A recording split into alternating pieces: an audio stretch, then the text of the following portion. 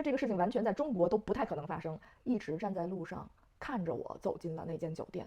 Hello，大家好，我是八道。这个世界最近看起来好像不是特别太平，尤其是对旅行者没有那么友好，接连出现在巴厘岛情侣被害，还有日本东京的抢劫事件。所以今天我想跟大家聊聊旅行中的安全问题，尤其是如果你像我一样独自徒步日本四国遍路1300公里，你会遇到什么样的安全问题？或者说是不是真的安全？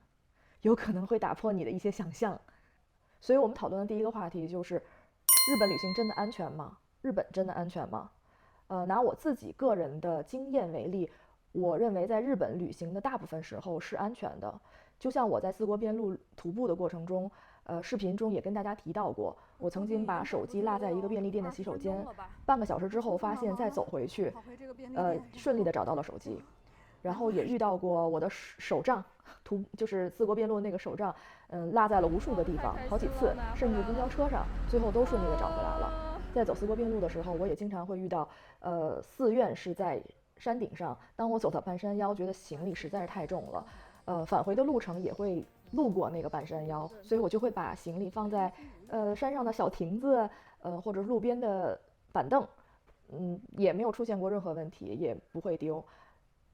就是我绝对放心不会有人拿，所以才敢把东西放在那边。所以从这些小细节中，我觉得日本旅行还是安全的，但是绝对安全吗？比如说，大概2个月前，我在日本的朋友就给我发了微信，非常惊讶地说：“你知道吗？我们家的阿尔法被偷了。我很震惊，因为这个事情完全在中国都不太可能发生，或者说至少在中国大城市，我们到处都是摄像头，所以这个事情根本不会发生。一个好端端的车，那么大型的一辆车摆在那里，怎么就会凭空消失呢？他们也非常的震惊。当地的警署也是比较重视，来做了报案，做了一系列的调查。总归这个车是最后没有找回来，保险负担了这次的损失。这一个事件也给我提了一个醒，就是当你认为这个地方绝对安全的时候，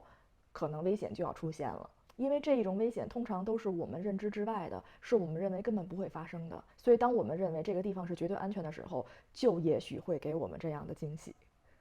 那么下面我想跟大家聊聊关于只针对于徒步四国遍路这种长距离线路的不安全因素，给大家分享一个我自己经历过的事件。大概是我徒步在四国遍路400-500公里的时候，进入高知县境内。有一天傍晚，我快要走到酒店的时候，遇到了一个人，他刚刚从公车上下来，他就走过来跟我说：“哎，我们见过。”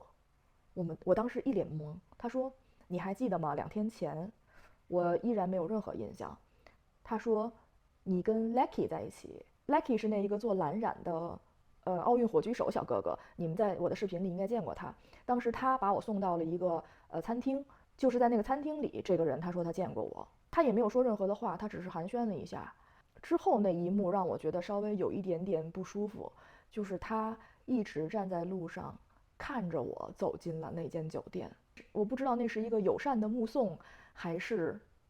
我在看着你哦。”在发生了这件事之后，我那天晚上想了很多。作为一个遍路者，我每天的行进速度大概只有20公里到30公里，而且是在乡下人不多的地方，所以无论是我拿着手杖，还是戴着斗笠，还是我背着大包的样子，或者是我一个单身女性的形象，都会成为会被容易看到的一个人。但是正因为我的行进速度是非常慢，每一个人用任何的交通工具都可以轻松地猜测到我的行进路线和我的行进速度和我哪个时间大概会在哪个地方，这就大大增加了我在路上出现危险的可能性。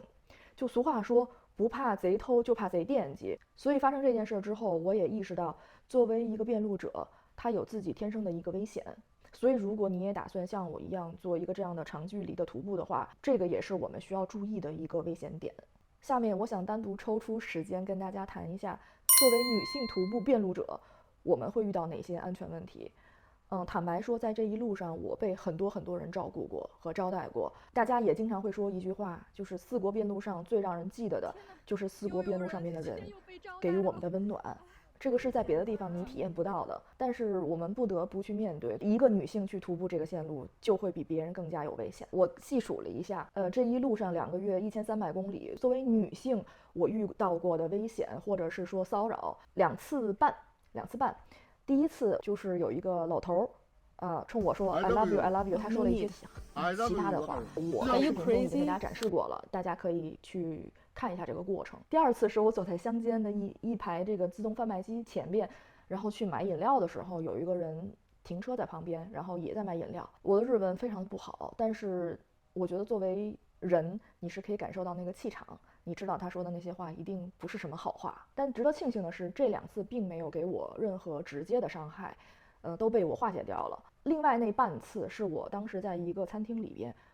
一切发生的非常快，我没有录下视频，是餐厅的一个客人对餐厅服务员的一个骚扰。跟大家分享的原因是我希望如果有单身女性和我走同样的路，我想分享给大家一些解决办法。当遇到这样的危险和冲突的时候，我一直认为在那一刻你不要把自己当成一个弱者，把自己的强势展现出来。我觉得在这一瞬间更像是2个动物之间的对峙，不在于你们真的谁能打过谁，而在于气势。比如说我遇到那个语言来威胁我的老头，坦白说我觉得我不见得能打得过他，但当时我采取的一个策略就是把墨镜戴起来，然后不停地跟他讲英文，就是我的气势出来了。可能是从明治维新开始，日本人对西方的那种态度，他们天生对美国对于西方文化就是有那种弱势的心理。当你发生冲突的时候，你用英文去骂，非常非常的见效。虽然我不觉得这是一个非常好的办法，但如果遇到危机情况，这是一个可以保护自己的小技巧。所以这么多年我在旅行中也一直在找一个平衡，就是既要深入当地和当地人有更多的沟通，但同时也要保证自己的安全。所以这个东西都是两面的。我希望朋友们跟我一起成长，一起找到这个平衡，也找到你们自己的旅行方式。